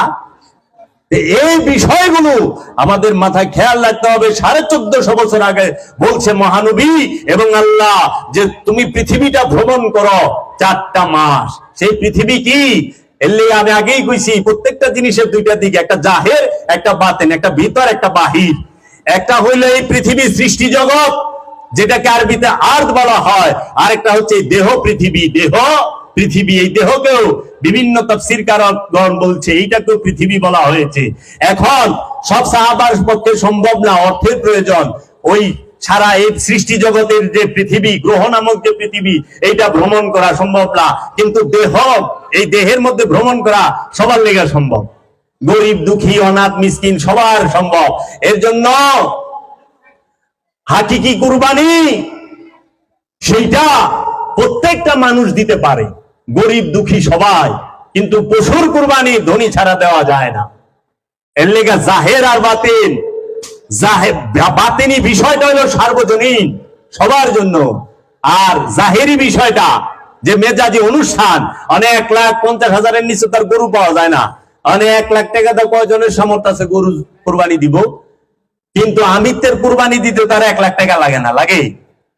আমিত্বের কুরবানি একজন সাধক, সে যদি ইচ্ছা করে যে হ্যাঁ আমি আমার নফসকে চিনতে চাই, নিজেকে চিনতে চাই, আমি খান্নাস রূপী শয়তানকে আমার এই নফস থেকে কুরবানি করে দেব, তাড়িয়ে দেব, তখন সে মুর্শিদের মুরাকাবায় ধ্যানে আমিত্বের কুরবানি করতে পারে। এটা সবাই করতে পারে, কিন্তু পশুর কুরবানি সবাই করতে পারে না। যাকাত হাকিকিটা সবাই দিতে পারে, মেজাজিটা সবাই দেয়া পারে না। মেজাজি জাকাত, টাকার জাকাত, টাকার মালের সম্পদ যেটা, সম্পদের জাকাত যেটা, এই যে শতকরা 2.5 টাকা, হাজারে 250, লাখে 2,500, এটা ধনী দিব। কিন্তু আল্লাহর বিধান তো ধনী গরিব এরকম হইতে পারে না। আল্লাহর বিধান সবার লেগে সমান। এই যে কয় না আইন সবার জন্য সমান, তা আইন, আল্লাহর আইনে কি বড় লোক ছোট লোক আসেনি, গরিব ধনী আছে নাকি? সবার লেগে সমান। তাইলে মেজাজি জাকাত যেটা সম্পদের, সেইটা ধনী দিতে পারে। আর আমিত্বের জাকাত যেটা, নফসের জাকাত যেটা, এটা প্রতিটা ইমানদার দিবে, প্রতিটা মানুষ দিতে পারে। এই আমিত্বের জাকাত দেওয়া তাই শুনতে হয়ে গেলাম না। কেউ শিখাইলো, কেউ কইলো যে জাকাতও 2 প্রকার, একটা সম্পদের জাকাত, একটা আমিত্বের জাকাত। গরিব মানুষ, ধনী মানুষ, সুস্থ মানুষ, অসুস্থ মানুষ, ফর্সা মানুষ, কালা মানুষ, মোটা মানুষ, চিকুন মানুষ, সবার লেগে আমিত্বের জাকাত ফরজ। আমিত্বের জাকাত যেই পর্যন্ত না দিবে জান্নাতে যাইতে পারবো না। কিন্তু মালের জাকাত শুধু ধনীর লেগে ফরজ, ধনী দিব, গরিব রে ওটাকে কোরআনের ভাষায় সাদকা বলা হয়েছে, ওটাকে জাকাত শব্দ উচ্চারণ করা হয় না। জাকাত হচ্ছে হাকিকি। এর জন্য হজ, এইটাও তাই, আনুষ্ঠানিক যে হজ, সৌদি আরবের মক্কা শরীফে যায় যে হেরেম শরীফ তওয়াফ করা, এটা গরিবের পক্ষে সম্ভব হয় না। কিন্তু এটা তো ফরজ ইবাদত, গরিবের পক্ষে সম্ভব হয় না, ধনীরা করতে পারে। তাহলে গরিব কোন হজ করব? এই দেহ কাবা এবং দিল কাবার হজ করবে, হাকিকি কাবার হজ করবে, আপন রসুলের নূরের চেহারা মুবারকের তওয়াফ করবে। যে একজন আল্লাহর ওলি, সে নিজেই জিন্দা কাবা, যেই কাবায় আল্লাহ জাত রূপে থাকে, হাকিকি রূপে থাকে। আল্লাহর রসুল মহানবী হযরত মুহাম্মদ সাল্লাল্লাহু আলাইহি ওয়াসাল্লাম, সে কাবারও কাবা, বাবারও বাবা। কাবা তওয়াফ মুহাম্মদ সাল্লাল্লাহু আলাইহি ওয়াসাল্লাম করে না, কাবাই মুহাম্মদ সাল্লাল্লাহু আলাইহি ওয়াসাল্লামকে তওয়াফ করে। কারণ মুহাম্মদ সাল্লাল্লাহু আলাইহি ওয়াসাল্লাম কাবায় ঢুকছে দেখাই কাবার মর্যাদা বাইরে গেছে, পারছে না। ইব্রাহিম নবী, আদম নবী কাবা বানাইছে দেখা কাবা হইছে। আল্লাহর নবীরা যাহা তৈরি করে, আল্লাহর নবীরা যাহা স্পর্শ করে, আল্লাহর নবীরা যাহা নিয়ে চলাফেরা করে, সেইটাই তার উম্মতের জন্য, বান্দাদের জন্য অবশ্যই পালনীয় হয়ে যায়।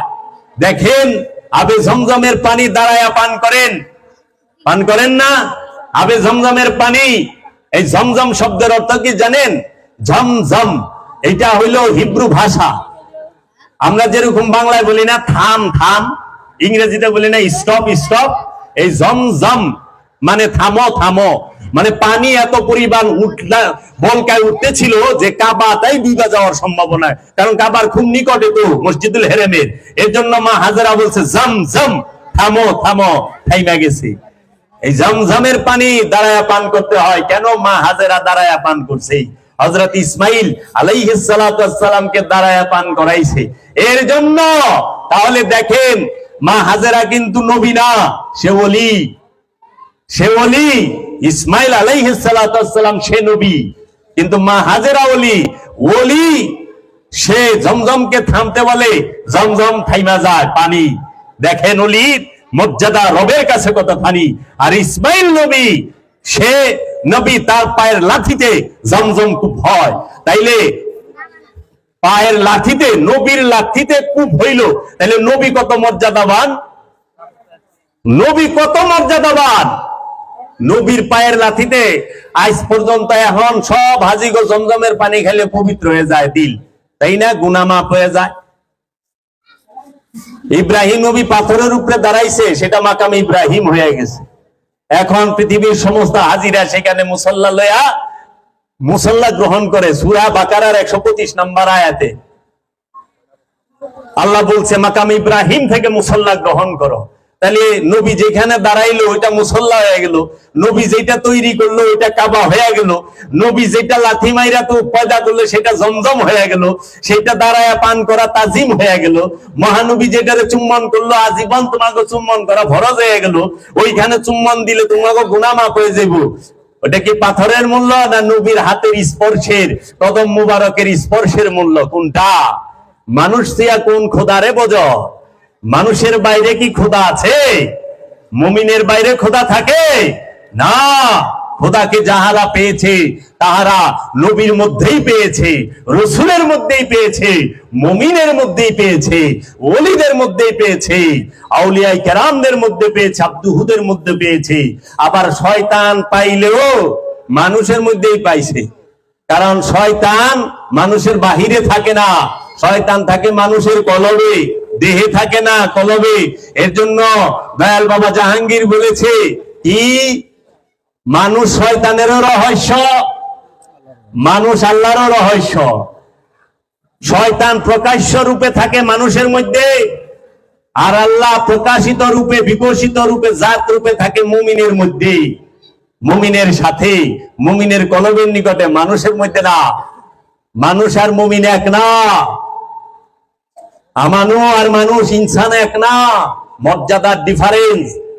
আপনিও মানুষ, এই যে এনে বইয়া ছিল পুলিশ, হ্যাঁ তো মানুষ, কিন্তু এর তো ড্রেস পরলে কেউ মানুষ কয় না, কয় পুলিশ আইছে।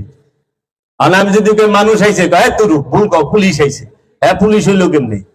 ওইটা হলো তার অর্জন, পদবী, ওই স্থানে সে আছে।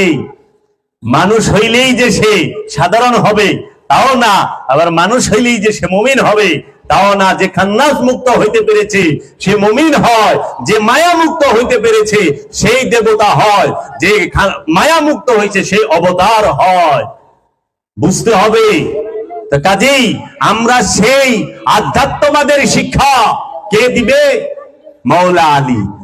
দেখেন তো, মাওলা আলীর চোখের সামনে মাকে শাহাদাত করা হয়েছে, মাওলা আলী কিছু বলছে, প্রতিশোধ নিছে না। মাওলা আলীর চোখের সামনে মহানবী যখন উফাত লাভ করে, মহানবীর উফাতের সময় মাত্র ইতিহাসে আসে 12 জন, 13 জন, 22 জন এইরকম সাহাবায়ে কেরাম উপস্থিত ছিলেন মহানবীকে রওজায় রাখার সময়। অন্যরা কই গেল? এই 1.5 লাখ সাহাবী। মাওলা আলী কি কেউর বিরুদ্ধে অভিযোগ করছে, প্রতিশোধ লইছে? না। আচ্ছা, মাওলা আলীকে তার অনুসারী আব্দুর রহমান, যিনি মুলজেমের ছেলে, সালাতরত অবস্থায় শাহাদাত করলো, আঘাত করলো, তাও আবার কবে? 20 রমজানের দিন, 18 রমজানের দিন, রোজার মধ্যেই। রোজার মধ্যে আল্লাহ শয়তান বাইদা হালা টাইট করিয়া আব্দুর রহমান ইবনে মুলজেমের এই কুমন্ত্রণা কে দিল? মাওলা আলী রে, মাওলায়ে কায়নাত আলী কারামাল্লাহু ওয়াজহু, আল্লাহর কারামের চেহারা যে, আলী কারামাল্লাহু ওয়াজহু, ওয়াজহু মানে চেহারা, কারামাল্লাহু আল্লাহর রবের যে কারামত, সেই কারামতের চেহারাই হচ্ছে মাওলা আলীর। মাওলায়ে কায়নাত, সমস্ত কায়নাতের মাওলা, তাকে শাহাদাত করলো 20 রমজানে শাহাদাত বরণ করলেন।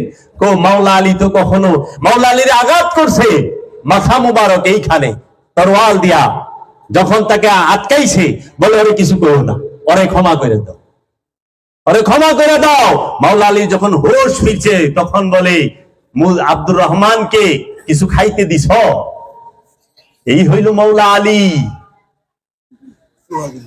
তেরা বাচ্চা নূর কা, প্রত্যেকটা আওলাদ নূরের আওলাদ, তারাই সবুরের সর্বশ্রেষ্ঠ মাকামে, ধৈর্যের মুস্তাকিমের শ্রেষ্ঠ মাকামে আছে আলে রসুল, মহানবীর আওলাদগণ।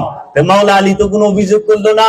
মাওলা হাসানকে শাহাদাত করা হলো, মাওলা হাসান তো অভিযোগ করলো না। মাওলা হাসানকে তো নানাজির পাশে শুইতে দেওয়া হইল না, মদিনা শরীফের রওজার পাশে নানাজির রাখতে দেওয়া হইল না, ও অভিযোগ তো করলো না। পাইছেন কোন ইতিহাস অভিযোগ করছে? না। হযরত যায়েনব বলেছেন মা বাবা হাসান আলাইহিস সালাতু ওয়াস সালাম এবং মাওলা হুসাইন সম্পর্কে, জামিরে হাসান গরিবে হুসাইন। কেন আমিরে হাসান বলেছে?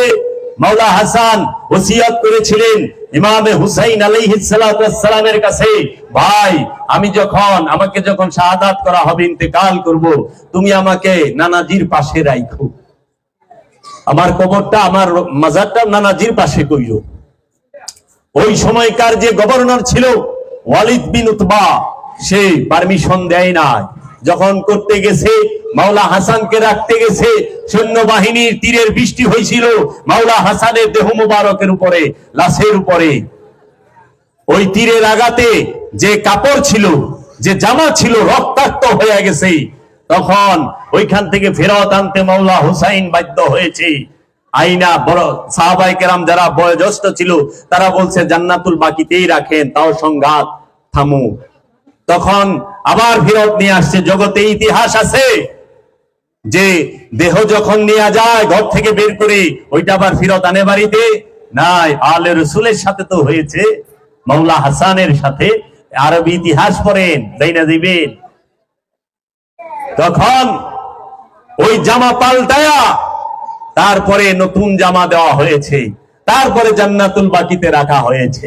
আর গরিবে এই জন্য বলা হয় আমিরে হাসান, দুইবার জামা পাইছে, দুইবার জামা পাইছে যাওয়ার সময়। আর গরিবে হুসাইন, মাওলা হুসাইন আলাইহিস সালাতু ওয়াস সালামকে যখন কারবালায় শাহাদাত করা হয়, কে শাহাদাত করেছে? মুনাফিকের দলেরা। ওইখানে কোনো কাফের ছিল না, মুনাফিকরা ছিল। ওইখানে কোনো হিন্দু ছিল না, ওইখানে কোনো বৌদ্ধ ছিল না, ওইখানে কোনো খ্রিস্টান ছিল না, ওইখানে কোনো ইহুদি তাও মং ধর্মের অনুসারীরা ছিল না। ওইখানে ছিল এই লেবাসধারী মুনাফিকের দল, এজিদের 5 আটা গোলামেরা, 33,000 সৈন্য।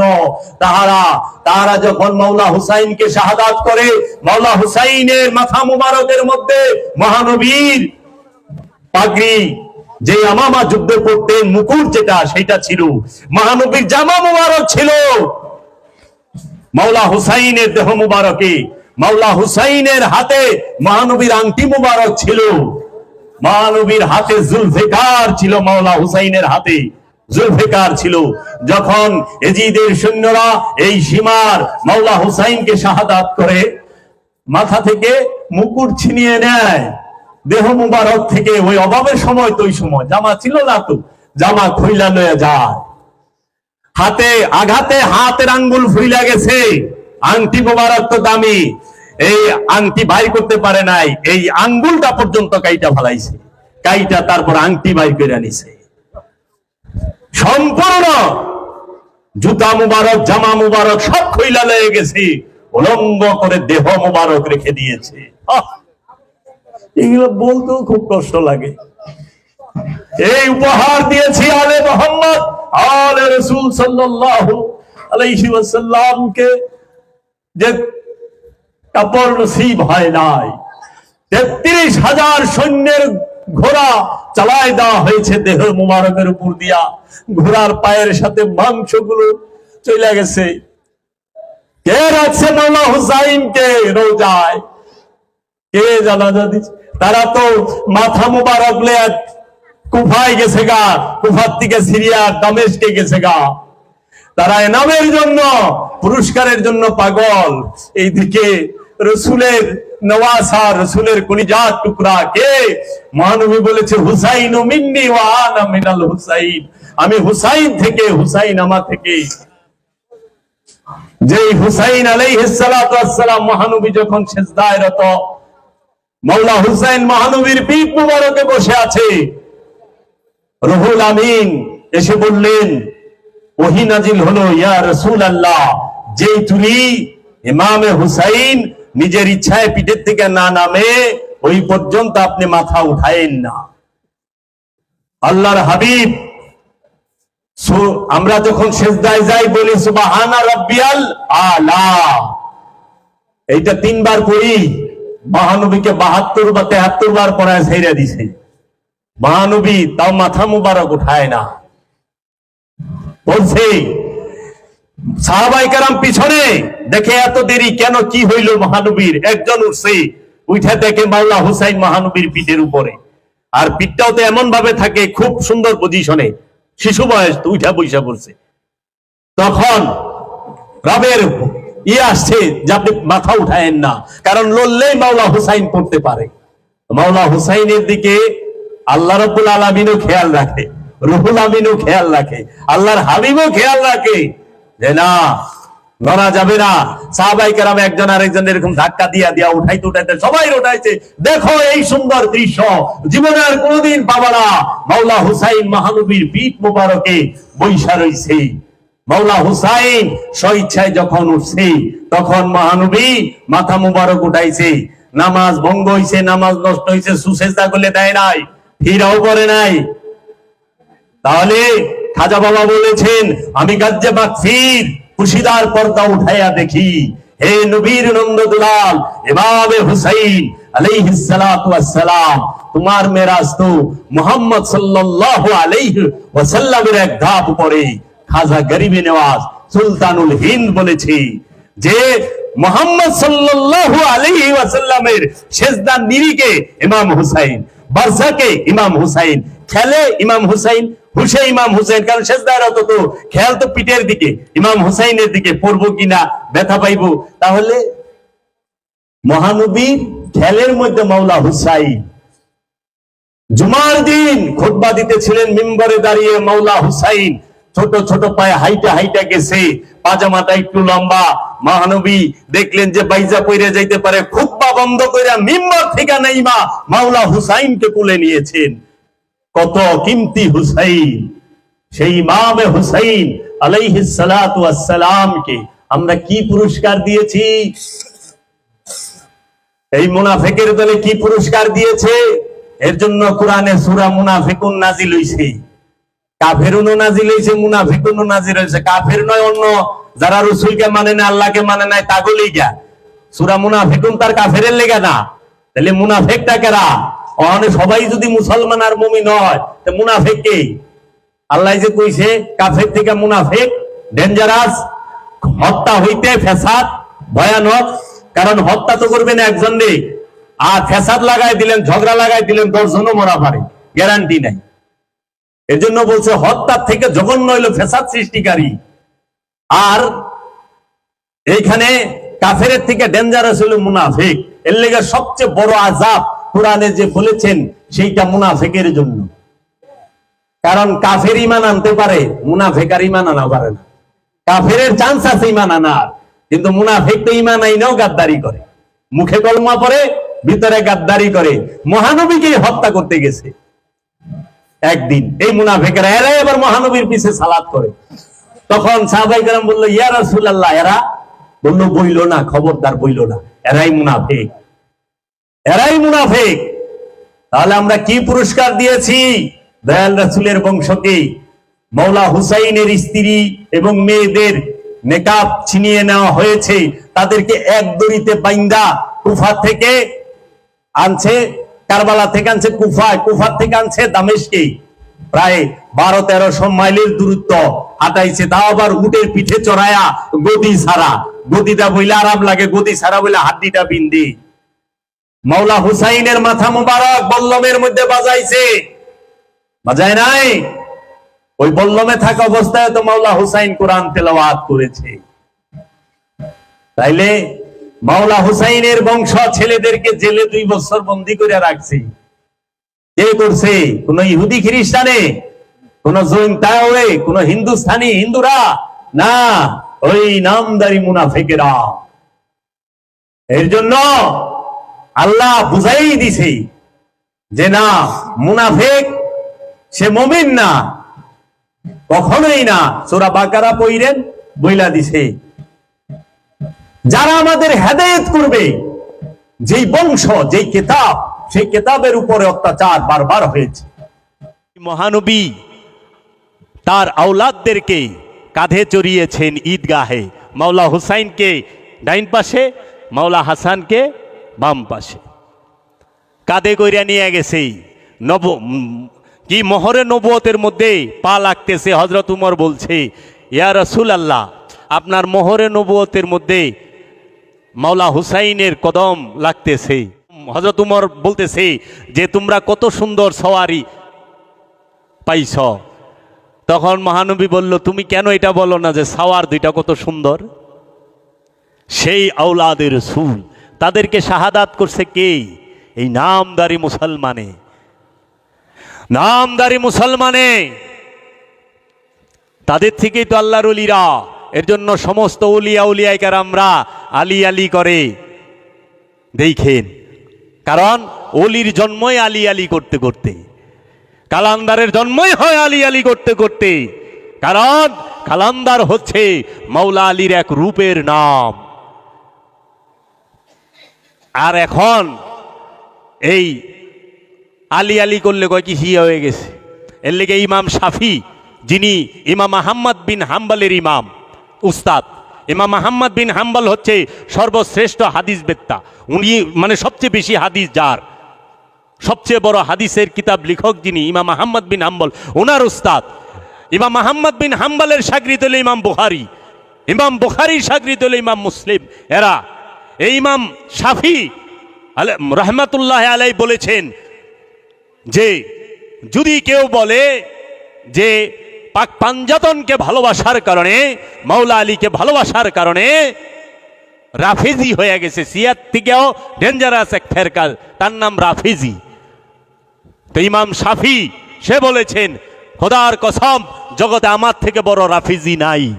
কারণ আমি মাওলা আলীর দেওয়ানা, আমি পাক পাঞ্জাতনের দেওয়ানা, আমি ইমাম শাফি আহলে বাইতের দেওয়ানা প্রেমিক। ইমাম শাফি রহমাতুল্লাহ আলাইহি, যিনি সর্বশ্রেষ্ঠ আলেম, ওনার মতো এত বড় আলেমই নাই, ইমাম শাফি বলেছেন। তাহলে আজকে শিয়া সম্প্রদায় আর ওহাবি সম্প্রদায় যারা, তারা আধ্যাত্মবাদ মানে না। শিয়া ফেরকার অনুসারী যারা, তারা কিন্তু আল্লাহর ওলি মানে না। তারা পাক পাঞ্জাতন মানে, 12 ইমাম 14 মাসুম মানে। কিন্তু বড় পীর আব্দুল কাদের জিলানী আলাইহিস সালাতু ওয়াস সালাম গাউসে পাককে 420 কয়, 420 কয়, নাউজুবিল্লাহি মিন যালিক। বাটপার কয় তারা। খাজা বাবারে নাউজুবিল্লাহ। আর ওহাবিরা তো মানেই না। এর জন্য ওহাবি আর শিয়া এই দুইটা ফেরকা হইল টেকার এই পিঠ আর ওই পিঠ। টেকা একটা মুদ্রার, একটা কয়েনের এই পিঠ আর ওই পিঠ। এই পিঠে তাল গাছ আর ওই পিঠে শাপলা, কিন্তু কয়েন একটাই, বুঝছেন না? এই পিঠে রয়্যাল বেঙ্গল টাইগার, ওই পিঠে আমাগো পার্লামেন্ট। এইরকম যে এক ছাপ থাকলে।